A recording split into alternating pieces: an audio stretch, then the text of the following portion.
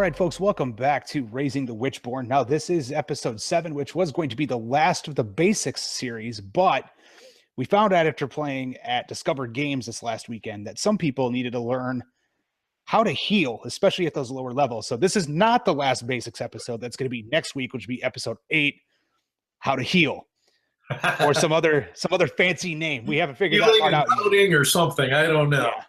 How not to die on a regular basis. Yeah. But so yeah, we're going to be covering that this next week.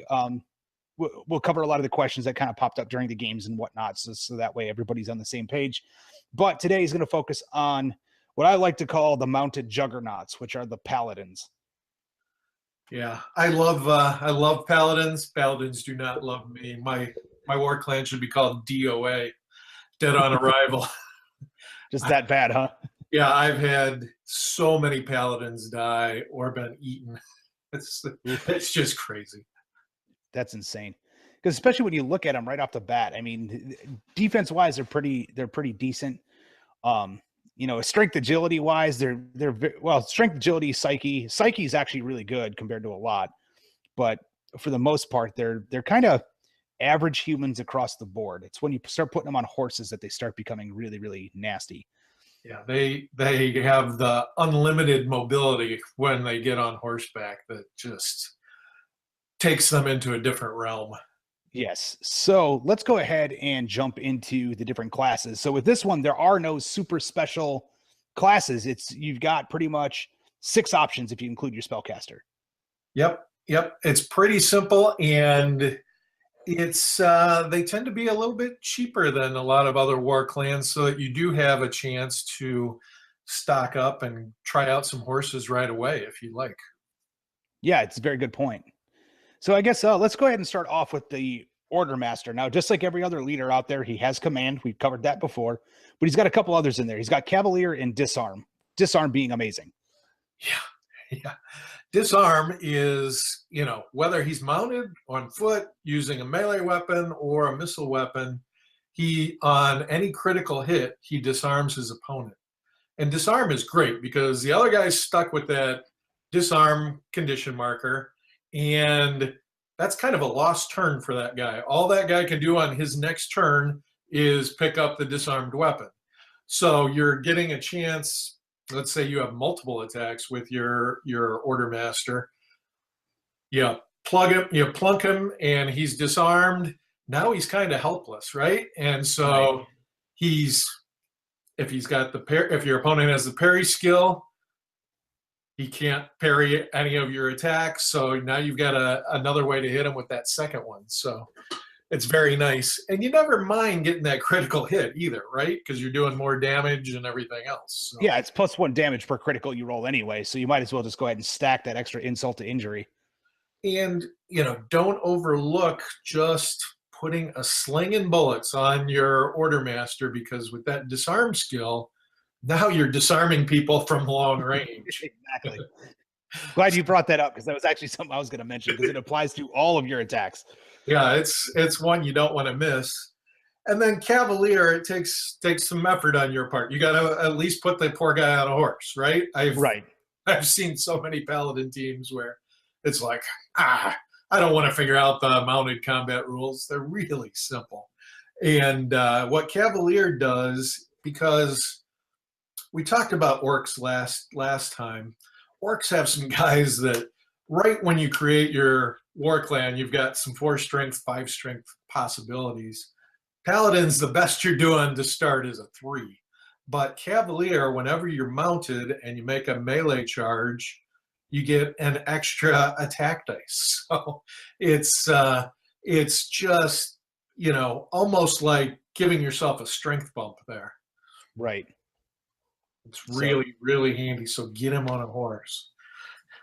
Yeah, if you could do it by game 2, that would be amazing. Yeah. Because I don't. Maybe game 1. Maybe game 1 you can get him on a horse if you decide to just make everyone else run around naked. But it's possible. There's a gambit that you can do. The Paladins have access to a really horrible horse called a courser. It's only costs 4 gold, and it really doesn't do a lot other than let you move fast. Right. And you put your Ordermaster on your courser with, if you can afford a lance, you're doing big damage right away. You're probably a +6 damage modifier right away. The downside is the courser's a coward. So your leader is very likely to rout during the course of the game and run away because his horse is not battle trained. So that's one workaround. I've tried it. I've not tried it. I've had different success with it. Right. Yeah. Because I was going to say the other thing, mentioning that, and we'll get back to it later, but with horseman's training, your courser can actually become a charger, which is a battle trained horse. So they're no longer a coward. Right. You basically just show them enough creepy crap to the point to where they just get used to it. Yeah. Awesome. So that covers the Order Master. So the monk actually has some really cool abilities. Now he is another divine adept, so a lot of his stuff is going to be healing. Yeah, we talked about this way back with the dwarves and a little bit with the druid for the Norn, but I mean, this is the ultimate healer, right? Your monk is able to cast, great spells like bonus touch, along with those things like Holy Word. When undead are coming for you, you cast that Holy Word spell. And the other big one early on is that Sanctify spell, because you can give all your guys +1 damage with all their weapons. Right, which is really good. And early on, give your Order Master on that courser the faith spell, and at least you won't be scared all the time. That's very true. That's a good way of doing it. Just hit him with faith, then the horse is okay. Yeah. So, and then the monk is going to build up to some really powerful spells. The most powerful being Reborn, which allows you to bring somebody back to life. Right. And I don't know if we'll get to it later in gear, so let's do it now. You can't start with it, but by game 3 or 4, you have to have the Book of the Way. And basically that is the holy training manual for monks. And anytime they cast a spell successfully, they get 1 shadow point. So their experience goes up every time they do that. If they are a good guy and bury somebody, there's options in some of the discoveries that you can take 10 to the dead. You get a bonus shadow point for doing that too. So it's a really good thing that you can't add right away because it's rare, but you want to get it as soon as possible because you want to keep that monk leveling up as fast as you possibly can. Yeah, absolutely. Because one of the big things with that is the fact you have a spellcaster at that point that can 100% just always sit back and cast spells. It gets crazy. And then he's just leveling up from casting spells. And one of the things that a monk can do, normally you can't cast spells from horseback, but Thundercaster is a skill that only monks can get that allows them to cast spells from horseback. So you think about that normal charge of a monk is going to be 3 paces, and he's going to go 3 paces and cast a spell. Well, now you put him on horseback. Now he's maybe moving 10 paces and casting, those healing spells and some of those spells that you want to get off. It's a huge, huge boon for your war clan. Yeah, having a monk on a horse is almost ideal. Yeah, it's a big one. As far as the rest goes, we've got the Plainsman, Archer, Lancer, and Ranger. So let's go ahead and just go right down the list. Plainsmen are obviously your cheapest. You can have 0 to 8 of them. They're 6 gold, and they've got Horsemen. Yeah, and all Horsemen is it's a skill that it takes place in the aftermath. You're going to see Paladins have a lot of post-game skills, more than probably any other war clan, and Horseman is one of those. And it's basically, I can have that guy take 1 horse aside and for a few days try and train them a new trick. And there's 6 major tricks that you can teach your horses. Well, 7 if you include changing a courser into a charger, which is a war horse. But you can teach your horses to go a little bit faster. You can teach them to do storm charge, which is my favorite. When they ride into battle, they thunder so loud and come right at the enemy. There's a chance of scaring your enemies as you bear down on them with your war horse. You can learn things like hurdle, which will allow you to jump the river in an adventure like Enter Perdition without a dice roll. There's nothing worse than rolling that one and having your mounted leader just float away. Or any of your really expensive leaders that haven't really done much just end up in the water and they're gone. So there's about 6 or 7, depending on how you want to look at it, skills that you can teach. And as Tim pointed out, it requires a psyche feat, and paladins tend to be a little bit smarter than most war clans. So you got a pretty good chance, at least 50-50 to start. So not too bad. The next so they actually archer too. Oh, I'm sorry. One more time. that next guy is that archer who is just, for 8 gold, you couldn't be happier. I mean, he is so cheap. You want to get him mounted as quickly as you can, and he's got 2 skills you can't live without. He's got the bow rider skill.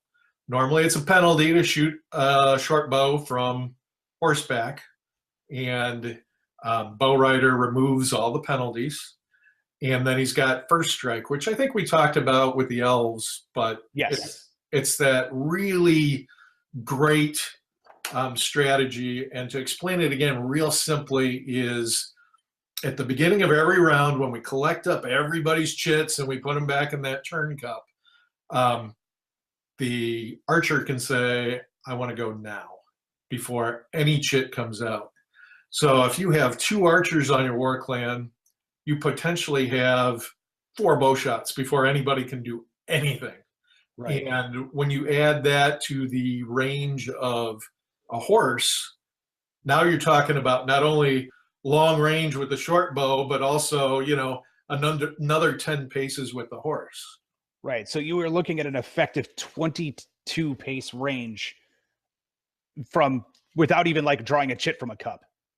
And one of the nice things of shooting from horseback is I can move any part of my horse's charge up to 10, so I can zoom in, get close to a guy, get within point blank range, take my shot or shots, depending on how that works, and then finish my charge. I can continue on so I can get away from him. So it makes it harder for him to retaliate on foot. He'll have to, shoot me or shoot me back or something like that. Right. Or it's going to turn into, if worse comes to worse, depending upon if you're going against, say, like an orc reaver, at that point, just outrun him, because you don't want him coming after you. You do not, because you're the weakest of all the paladins. You're only at 2 strength, so you're not good there.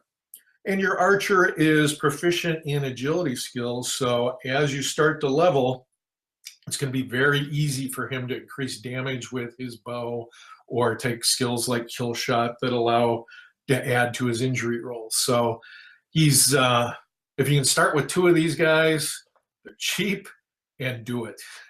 Yeah. they're great. They're great. Yeah. So, and then the next one is the Lancer, which when most people think of a Paladin, this is probably the closest thing they think to of a Paladin. Yeah, the Lancer has that Cavalier skill, so he's another guy born to the saddle, right? He's always going to get an extra dice when he's attacking from his mount. And in addition to that, he's got this skill called Gird. And all Gird is it's a lot like the shield skill that dwarves have or Norn have. The difference is, don't know how much history buffs we have here, but those heater shields that are shaped kind of like the bottom of an iron, that is the kind of shield that you would use from horseback. Those tend to be a little bit lighter, and so although it does work just like the shield skill, it won't allow you to create a shield wall or use the shield bash skill where you hit somebody with your shield and then get to take your melee attacks. It's purely just a defensive skill. Right. Well, a lot of that too, if for those that may or may not know the history of the heater shield, is the fact that the reason why it tapers down at the bottom is, one, it allows the knight to keep the shield up higher because there's less weight at the bottom bringing it down. Two, because of its shape with that tip on the end, he can actually swing the shield around on a horse a lot more in order to protect the horse, compared to where if he had like just a big square shield or a big round shield, he'd keep running into the horse and it would stop him from being able to defend it. Yeah, you want to be as mobile and as agile as you can to block everything. Yes, and protect your horse. So Gird is an easy skill for Paladins to get too. Lancers are the only ones who start with it, but you can, I highly recommend, whether you're going to be on horseback or foot, start adding Gird to guys early and often. Yeah, it's definitely a good one to have, especially if your focus is to make everybody a horse rider, give them Gird. Definitely. All right. Everybody's favorite is the Ranger. And I think you kind of look at it and you go, 15 points. Why is this guy so valuable? Well, he's +1 on speed. Great. That's handy. And you look at his skills and you're like, wonder why those are so good. And the key really there is Scout. In an early war clan, that Scout skill is just money in the bank, because what it allows you to do is make discoveries from up to 8 paces away. Normally, you got to get within reach of that discovery marker. Now you're doing it from 8 paces away, so you can steal discoveries from opponents. The dwarves are huffing and puffing to get over to a discovery, and you just have your Ranger kind of mosey over, and from short range away, he makes that discovery and steals it from the dwarves. So, right, which also it also acts in a great way, especially if that discovery you got was a WitchBorn and it attacks the closest model. Yeah, well, and then that's part of where that tracker skill comes in, right? He can anticipate what's coming. He sees signs in the dirt and he's like, I think there's dire wolves around here. So if he does overturn that discovery marker and dire wolves appear, normally they get a surprise attack on your warrior right away. Well, because of tracker, they have to start 8 paces away from your Ranger. And so now you're talking about they're going to waste a turn just moving towards your Ranger. So you've got plenty of time to get away, shoot them, do whatever get reinforcements. And tracker comes into play after the game too. I said Paladins have the most after the game things. You can search for provisions for food. And what provisions do is each warrior in your war clan can eat up to 1 serving of provisions every game, and that allows them to interrupt and take a turn when they want. So it's almost as good as First Strike, not quite as good, but it's basically, I'm playing Tim, Tim's chit comes out of the turn cup, I was like, I want to go now.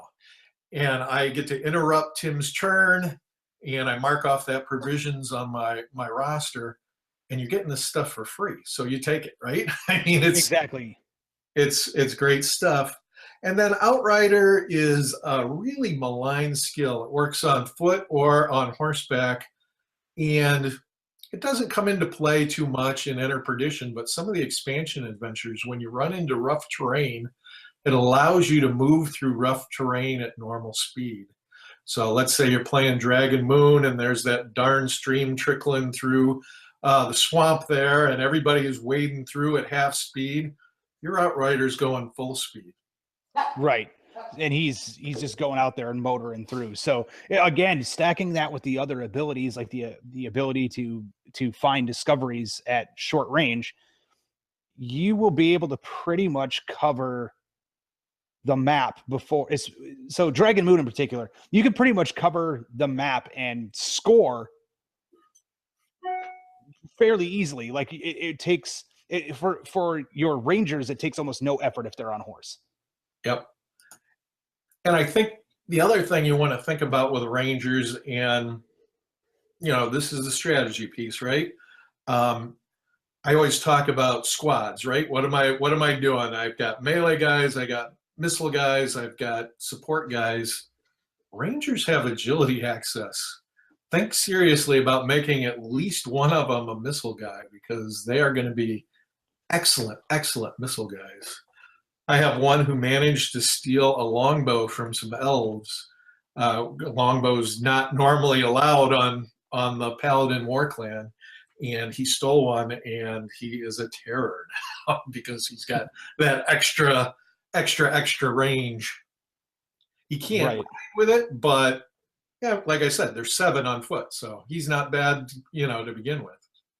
Yeah, I was also going to say that there's nothing stopping you from, with a ranger with an elven bow, there's nothing stopping you from getting on the horse and just riding to the spot you want to go to, get off, and then start shooting things. Exactly. Still not bad. Still not a bad thing. Right. So, like you said, a lot less guys, but really a lot of versatility in the Paladins that you don't normally get from some of the other war clans. And all the Paladins have access to those strength skills like the Orcs do. They're the only 2 war clans that have strength access on everybody. And, well, I guess except for the archers, the weak little archers. But so skills like deadly aim and champion and things that are normally hard to get are much easier for Paladins. They just don't have that benefit of starting with 4 or 5 strength, but you can build them up faster than most war clans. Yes. So it's now again, they have a lot of really cool things that helps them stack. However, some of their specific Paladin skills makes them exceedingly scary on horseback compared to anybody else, including like you start getting into, I would almost say that a Paladin on even just a normal charger, if he's leveled up properly and he's got a lot of the mounted skills, is even more scary than a dwarf on a bear. Yeah, because he's got that speed and he's got pretty much the same chance to hit as that dwarf, but just that little bit of extra speed, and he might do a little bit more damage. Right. So let's start getting into the skills then, so we can start talking about those a little bit, because this is where it may not seem very obvious at first what the Paladins can do. It's when you start leveling them up and getting into those different skills that you really start to see what they're capable of. So, for example, one of the ones that really sticks out to me and always has is Storm Charge. Yeah, and that's that one that you can have your horseman train. So it's not even it's a trait. So your horseman trains your horses, and let's say you have 3 horses with Storm Charge. Well, you're riding in there really fast, and you're scaring the crap out of the opponents, right? Yes.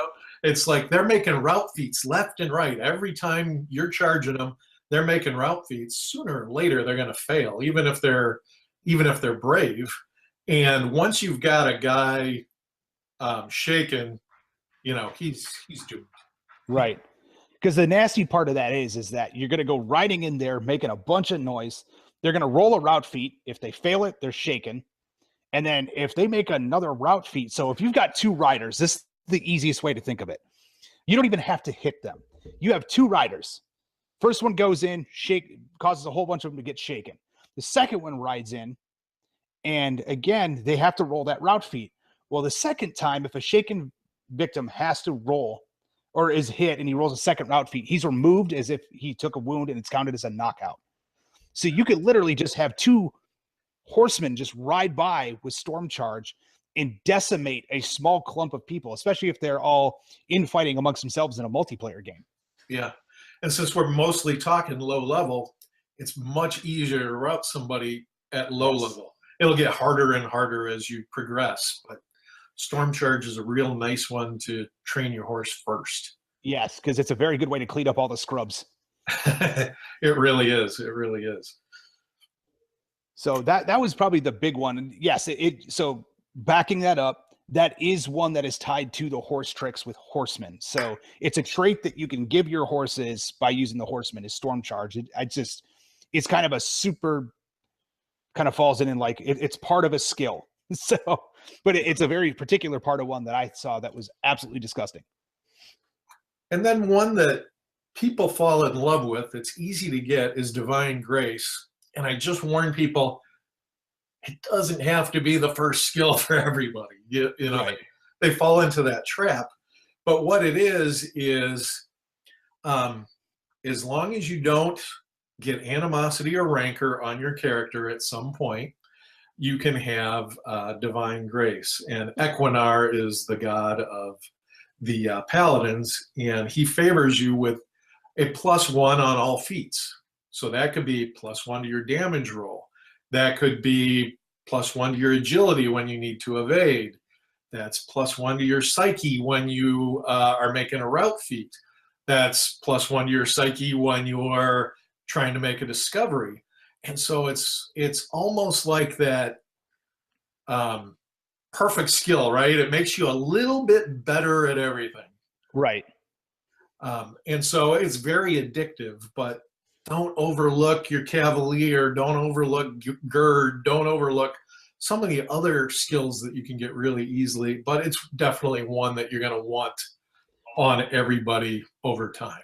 Yeah. So I would almost say, just to be that guy, that Divine Grace should probably be the very first skill that your Lancers learn, because they've already got the Cavalier, they've already got the Gird. So you might as well just make them much better at doing everything they were already doing. Yeah, just go for it. And I usually, rule of thumb, usually half my guys take Divine Grace is their first skill. And then the other guys divide it, because there's some things you don't want to miss out on, basic skills like Tanner. Yes. We've got some newer playtesters who are like, we've been using Tanner for 2 years, and they join the group, and it's so powerful. And it's like, it's really not powerful, but what it does is it allows you to make a lot of free stuff. It's another one of those post-game skills, right? You can get free bedrolls, fur cloaks, lassos, saddles, buckskins, which is armor, Galabea, which protects you from windstorms, leather barding for your horse, saddlebags, water skins, and so on and so on. So they're all useful things that every one of your warriors is going to want at least 4 or 5 of those things. So why pay for them? Get them free. Right, exactly. And on top of that too, there's nothing, again, going back to the fact they do so much post game. There's nothing stopping you from making them. And if you can't use it, just trade it in. Yeah. Sure. You're only getting half the gold. Who cares? Yeah. You just definitely want to make as much stuff as you can. Yeah. Now the other aspect of that too, that a lot of people seem to forget, at least off the bat from what I've seen, is the repair damage portion of it. So especially early game, it's very easy especially if you're getting hit with like war wounds or, any maims or things like that, where it's like, yes, it's doing physical damage, but it's also destroying your armor and everything else. So just having the ability to repair damage to armor and weapons that are under the Tanner skill are great. Yeah, you spend 5 gold on your leader's armor to start out. 5 gold is a lot for a starting war clan.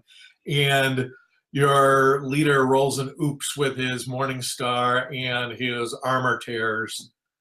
Do you really want to pay the 3 gold to fix it? Not really. I'd rather have my Tanners fix it for me and say I'm good. If I'm only winning about 7 gold a game, I really want to be smart about how I'm using it. Right. So Tanner is almost like it's an investment for late game, is a good way to put it. It helps early game, just because of the fact you're making all this little extra stuff, but especially late game when you start repairing a lot of that stuff that you really had to work your way up to make. It's just you're accruing gold at such a rate that almost nobody else can compete with. That you should have, if you're taking a couple characters with Tanner, you should have almost zero problem getting horses for everybody, probably by game, call it 10 or 12. Yeah, definitely. And then the step up from that, I won't talk about it a lot, but is that blacksmith skill. It's a lot harder to get, but we've talked about the rune forge with the dwarves and the bloodsmith with the orcs. The blacksmith is virtually the same kind of thing. You're going to be making tons of cool stuff for free, being able to enchant some of these metal weapons and armor, but your blacksmith is going to be smarter to start. Where more dwarves and more dwarven rune forges and orc bloodsmiths tend to be a 2 psyche, chances are your blacksmith's going to start with a 3 and might have divine grace, so it's almost the equivalent of a 4 psyche to start with. So it's a real step up, and you can make some really cool stuff. Yeah. So I talked last time how it's good for your orc to kind of have him learn the bloodsmith skill, especially like the caster, because of the fact that they have the better psyche. In this case, there's almost no contest as to the fact that your monk should probably have blacksmith at some point. But at the same time, everybody's got a really good psyche. This can apply to anybody. Yeah. There is no optimal build here. Like, anybody can take blacksmith and just start doing amazing things. Yeah, you can even give it to a lancer. I've seen that happen. And just because there's so many things going on after the game, you want to keep your monk free to do things after the game, and you want to keep your rangers free, and maybe your lancer becomes a blacksmith. You just gotta roll well to get that blacksmith skill, but it is totally worth it. Yeah, it is a master skill, so you have to roll some doubles, but it's still really good. So, as far as the other skills, I mean, they've got some ones that are pretty decent, especially for certain games. Like, for example, the Nari Slayer, which for that first game of Enter Perdition or any other ones that you play it, against Nari and all other WitchBorn. So that's the key part. Against all other WitchBorn as well. Get +1 attack die and add +3 damage to feats for melee and missile attacks. You hate WitchBorn with a passion. Yep, you're going to want that if you get around to playing Wailing Citadel or the Searchers or some of those advanced adventures. You want to kill those WitchBorn as fast as possible because they are tough. Yes. And then, of course, another really good one, especially if you're going up against a lot of those dirty elves and whatnot, is Spellbreaker. Oh, my God, yeah. Spellbreaker is one that you tend not to get early just because there's so many things you want to take as a master skill first. But when the opposing mages start to get really tough, Spellbreaker pretty much makes you immune to any negative magic cast on you. So it is just, we've got a Paladin team that's an 1800 value.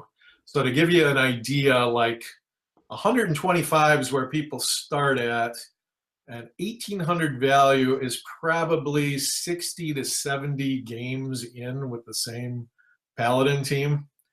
And he's got about 4 Spellbreakers strategically placed. So unless you get that evil blasphemer spell, you can't even affect the Spellbreakers. So it really neutralizes, a 10th level mage really easily. They can't do any area of effect spells to you, so it's Spellbreaker makes other guys very sad. Yeah, so the last one I want to talk about is probably one of the best traits that Paladins have overall is Valor. We haven't really talked about it, but it's a Paladin trait that basically means you never make route tests, ever. Paladins, they're an order that's sworn to destroy the WitchBorn, right? They they can't be running away from them. If that is your mission, it is like, no matter how disgusting and how scary that thing is, I'm going in. And the nice thing about Valor is, because it's a trait, you don't get it for free, but you don't have to take it as a skill. You buy your Holy Mantle, which is kind of like the old Knights Templar. You wear your tabard with the symbol of the order on your chest and on your back. And just that camaraderie and that knowledge, that we are united, that gives you the courage to do all the crazy things that players want you to do. So you're never routing off the battle map. You're never afraid to charge anybody. There's only one downside to Valor. Paladins can't surrender. If you're playing like really advanced rules and you've got one of those days where everything's going bad, you got to suck it up, Buttercup, and just keep going. You cannot quit. You are playing the game out to the very end. Either you die or they die. That's the option. Yep, that is the option. But Valor is it's a rule that by the time you reach 4th level, you have to have your Holy Mantle, otherwise you can't earn any more shadow points. I know a lot of people that will buy the Holy Mantle by the time they're 2nd level just because they don't want to give up that Valor trait. I don't blame them. It's too good. I mean, yes, it's 8 gold. We'll talk about that a little bit later on, because really they have some. We've talked about gear on some of the other WitchBorn the other WitchBorn war clans outside of the weapons, but again, because they do so much that's kind of post game and whatnot, their gear is a little bit more unique than most. So we'll touch on that in a minute. But yes, the Holy Mantle is one where it's like 8 gold, well worth it. So yeah, I guess from here we've covered most of the skills and the traits, at least the big ones that a lot of people really want to know about. So let's jump into the weapons. Now they've still got some of the other stuff that a lot of the other ones do, like daggers, long swords, maces. Mace is very similar to like a one-handed warhammer. You never are disarmed on an oops. So they just have it on the strap, comes right back up. But they have a lot of unique weapons that apply only to them in ways that are really disgusting. So, the lance is probably one of the most, I guess, basic of their unique weapons, which only works on a mounted charge. You only get 1 attack, but it's a +3 damage modifier. So it's disgusting. So it's probably one of the highest hitting weapons in the game that you can get right off the bat for that cheap. Yeah. The only rule is you got to be mounted, right? You have to be mounted. So, you got that little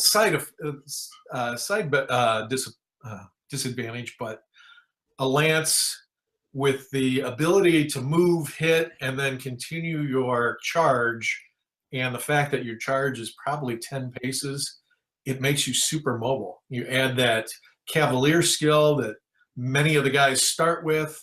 You're rolling a lot of attack dice and doing a lot of damage right out of the chute. It's right. Yeah, so it's really, really gross. You can upgrade that to a wyvern lance once you've got a little bit more money, and you can make the rare roll, and that's going to cost you a little bit more, but it's going to add another +1 to the damage and add a +1 to the injury. So that's something to shoot for as you go along. There aren't a whole lot of skills that increase damage for a lance other than that divine grace. So that's another one that you couple, and even a 3 strength guy with divine grace and a wyvern lance is now +8 to damage on his charge. Not bad. Yeah, there's not a lot of weapons in the game that are going to equal that. So, and then of course the sacred staff, and it's basically holy water and 3 drops of your paladin's blood, bond the staff to him alone, and grant the great blow skill. So right off the bat, now this is a rare 5 weapon, so this is, keep that in mind. And so a warrior with the gird or shield skill and staff can block shield hits in melee, but not missile attacks. Can't carry if your warrior is a rider. So in anyone else's hands, a sacred staff is merely a staff. So, you're not going to sell or trade it. So when you get this one, keep in mind, like, this is with you for a while. You have to really, you're dedicating yourself to the sacred staff if you take it. So it's, but you get 2 attacks. It's -1 to the damage modifier, but +1 to the injury modifier. So take that for what it is. Add in Great Blow right off the bat. Great Blow is +3 to your damage modifier, so it's a net +2. Yes, there's that. So that's a great tool for rangers because you're already a little faster on foot, and you've got that outrider skill to go through rough terrain quickly. And so you want a weapon that makes 2 attacks per turn and does all that extra damage. It's a great place to start. Yes, still stacks with Divine Grace too. So yeah, it's a highly mobile whack-a-mole. Yep, it really is. And then of course there is the big bad, which is the 12 gold, the Holy Sword. So Corey, why don't we talk about this little nugget of joy here? This one is the fun one, right? It's been consecrated, so it is truly a holy sword. The proper monks have said the proper words and made this, and it'll work fine on dwarves and orcs, but this is a Witchborn Slayer, because what it does is anytime I successfully hit a Witchborn, that's with parry, shield, or critical result, I don't have to roll a damage roll. I just skip over whatever armor this thing could be. It could be 20 defense. Doesn't matter. I just go straight to the injury roll. And by the way, I get to add +1 to that. Yeah. So it's gross. It's gross. And against regular opponents, it's still a 0 weapon with a +1 injury modifier, and it grants you the quickness skill. And if you read through the rules real quick, quickness means that you get an extra attack with it every turn as long as it's your primary weapon. So make sure that your Holy Sword is your primary weapon, and you're going to be a happy camper. Yes, very much so. So let's move on to some of the missile weapons. They've got, again, your daggers, your lassos. We covered them a little bit before, but the great thing with lasso, it's got restrain. The plain short bow is a 10 gold weapon. You get to take 2 shots from horseback while charging instead of just 1. So that right there automatically makes it good. It's got the sling, it's regular short bow, throwing axe, but it's also got holy water. Yeah, and holy water is another Witchborn great one that you want to have. You can load up on holy water, and I think, just to clarify, you never lose those little flasks of holy water unless you roll an oops that says you're out of ammo. Right. So same thing with daggers, folks. Like, you don't have to buy multiple daggers. You buy a dagger, you can keep throwing it until you roll that oops. Yeah.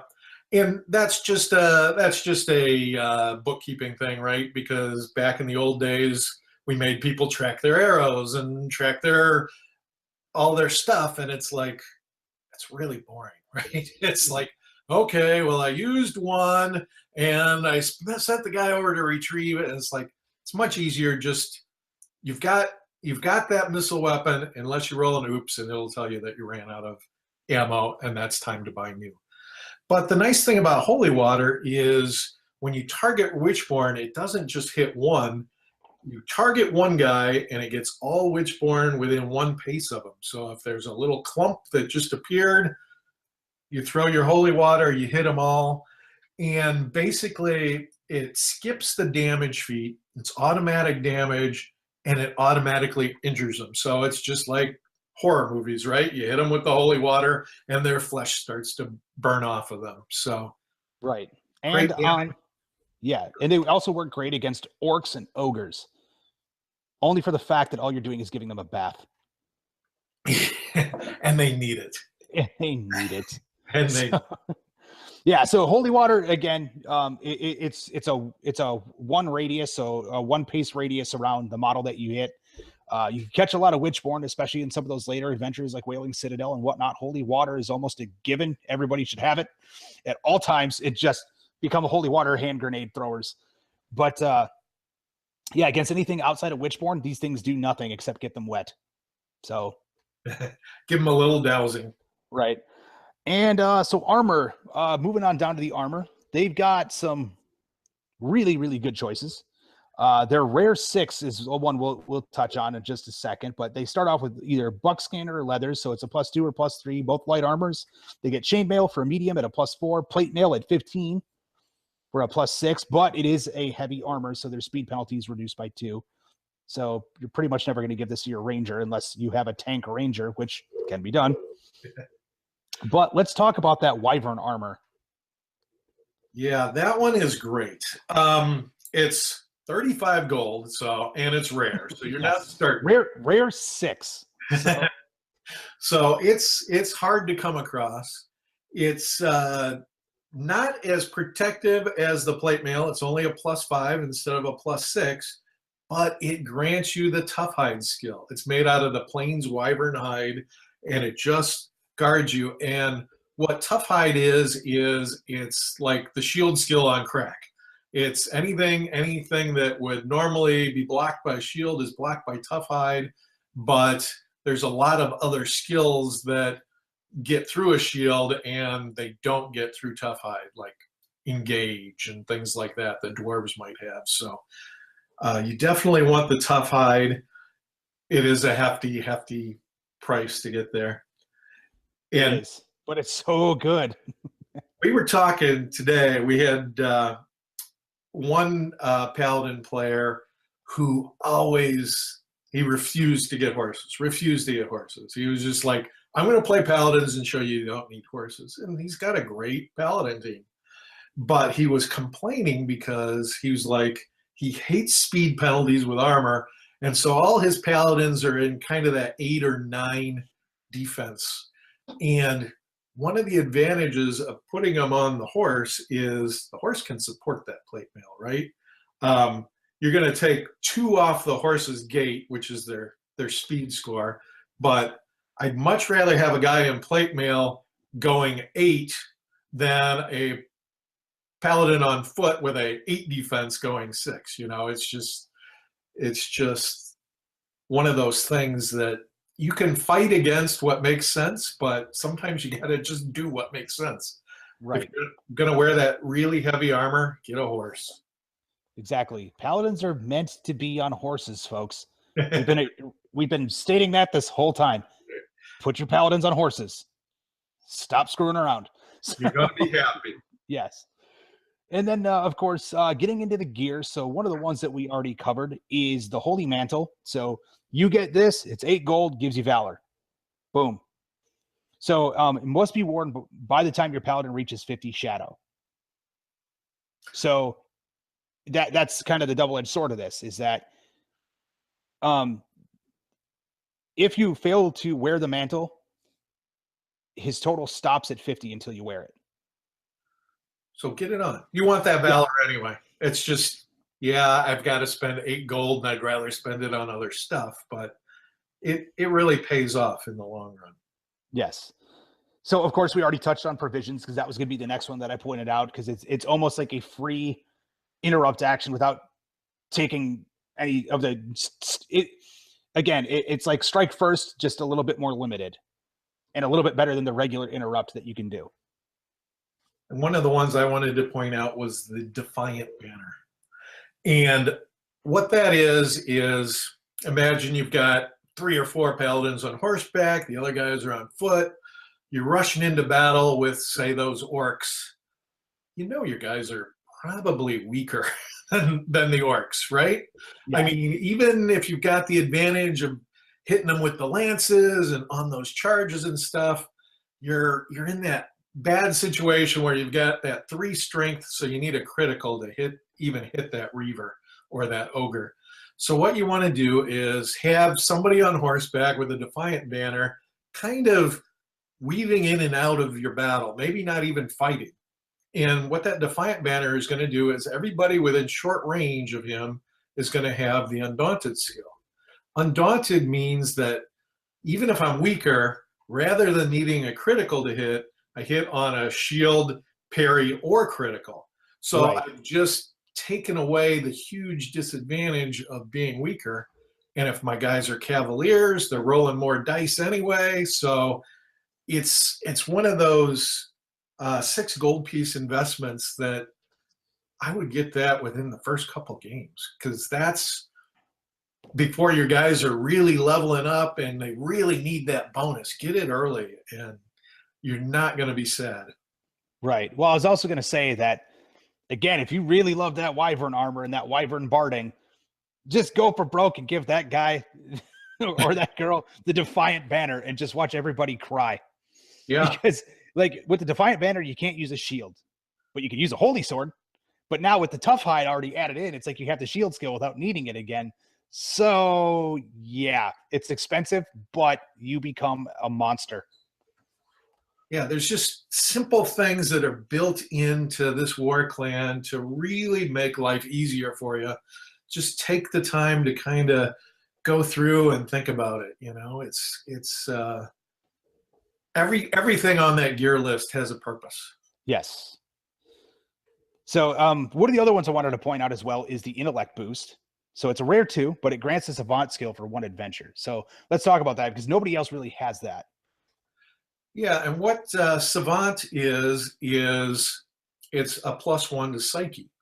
So starting out, your monk is a 3 psyche. He's got about a 50-50 chance of casting his spells successfully. You drink that down, and now you've got that, 2/3 chance of succeeding. Yeah, it's expensive, but it pays off. Same thing with your blacksmith. Maybe your adept isn't, your monk isn't your blacksmith. Maybe it's another guy.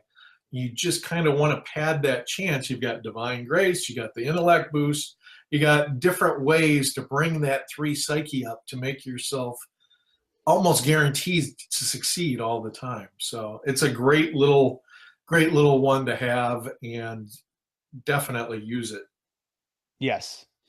So, of course, the last thing we're going to cover, and especially when it comes time to the Paladins, are the mounts. Yeah, yes, they're all horses, folks. There are tons of them too. They have the biggest variety. Yeah. So we covered some of the regulars in some of the other ones, such as the Palfrey and the Destrier. But one of the big ones that I noticed right off the bat when I was looking at these was the Javenar Nightmare. Yeah. The Nightmare is a little bit of a gamble, right? When you buy it, you don't know how fast it is. If you roll really poorly, it's going to be as fast as every other horse. If you roll anything besides a 1, you are going to be potentially the fastest thing on the board. Amazingly, everybody in my group tends to roll a 6. And so they're running around with Javenar Nightmares with a 15 speed. That's faster than most flyers. I mean, they are the wind. So it is really nice. You can't. The one caveat on these guys is you can't put plate mail on your guy and still ride this. The most they can handle is that medium armor. But you could put on that. I'm sorry. You could put on the plate mail. I'm thinking about the barding. The heaviest barding that you can put on is medium, and we'll get to that in a second. But you can't put on that heavy plate mail barding. Right. Yeah, so Javenar Nightmare are funny for a couple different reasons. One of the biggest ones is the fact that this thing is also fearsome. So in order for anybody to even attack you on this horse, they need to roll a psyche feat in order to see if they can even do it. If they don't, well, too bad. It is a mean-looking horse. It is scary. Yeah, that is by far people's favorites. But they've got the Orc Stone Horse. They've got the Elven Striking Horse, which gives you first strike. Just be aware before you go and stock up on a lot of striking horses. They're expensive, and you can only have 3 guys first strike every round. So if you've got 2 archers that are first striking, You can have everybody on a horse that gives them first strike, but you only get to choose 3 of those guys to first strike. Right. Otherwise, it would be, I've got 8 first strikers, and I will decimate every war clan on the board before they get a turn. This way, 3 guys get to take a turn, and the survivors get to seek revenge. Right. So, and honestly, as far as who to mount on that striking horse, definitely your Lancer. Archers on the striking horse, you can, I guess, if you got the gold, but there's no point. You've already got first strike. Yeah, you want your Lancer, and you want that endurance skill, because now it's going to be able to gallop even farther. When you're on the wrong side of the board, this happens all the time in cooperative games. You're playing with another guy, you're on the wrong side of the board, he's getting mauled by WitchBorn, he's like, come save me, and you want to be able to get there fast. Unless you hate your buddy, and then... Well, then just, whatever. Let that guy go. It's fine. But, yeah, so that's the big thing, is that they have a lot of horses. The one that definitely stuck out to me is the one that I would absolutely love to give to my archers is that Javinar Nightmare. Especially because of the fact that if you get that one that's speed 6, or you roll the D6 and roll the 6, and its gate is 15, and you've got that long range bow, people should be afraid of you. And the best part of it is again, your archers suck in melee combat for the most part compared to most of the things out there. Yep. They've got the big and breakaway, they got trample, and the fact that this horse is fearsome, people have to think twice about even getting involved with you in melee combat. So. And I did jump ahead there for a second, but most war clans have a little bit of barding. The Paladins got a lot of barding. And yes. If you don't know what the term barding means, that's horse armor. And so that is basically being able to put some leather armor on the horse, and as long as your guy's mounted, whatever that bonus is gets added on to your defense score. So yes. You can see crazy numbers. Right. So if you're riding a 12 gold destrier, which is the highest common horse you can get, it can take ultra barding. So it's a +5 to its armor because it's plate mail if you go this route. Now keep in mind, this is expensive. Now, if you're also putting your Paladin in plate mail, the plate mail is a +5. No, I'm sorry. It is a it's +6. So right there, your defense is 11. And then standing there. And then your basic defense on top of that is 5. So you're a 16.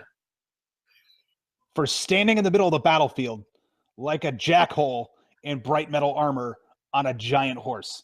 You're making dwarves jealous at this point. They're like, hey, that guy's cooler than I am. Right. But it's expensive. So keep in mind, like, just to get the barding and the horse together, if you were to get it as a combo pack, 34 gold. Yep. Right out the gate. And then you're buying the plate mail for 15 on top of that, so it's 49. So you've got quite an investment there. You're not getting this first game or second game. You're getting this game 15, game 20. But it is something to build towards that just makes you better and better. Yes. So, again, folks, if you're going to play the Paladins, put them on horses. Please put them on horses. That's our PSA for this episode. If you guys are going to play Paladins, put them on horses. And I think that actually wraps up everything for the basics of the Paladins. Again, put them on horses. You got it. Awesome. So, folks, that'll be the wrap up this episode of the basics of raising the WitchBorn. Like I said, we're going to cover one more episode, which is going to be the basics of healing, since that's always a point of contention for the lower level games where people are still kind of out there running around hoping they don't get cut in half. We're going to be covering that next time. And then after that, we're going to be diving into some other topics. So that will conclude the War Clan basics, and we will see you next time.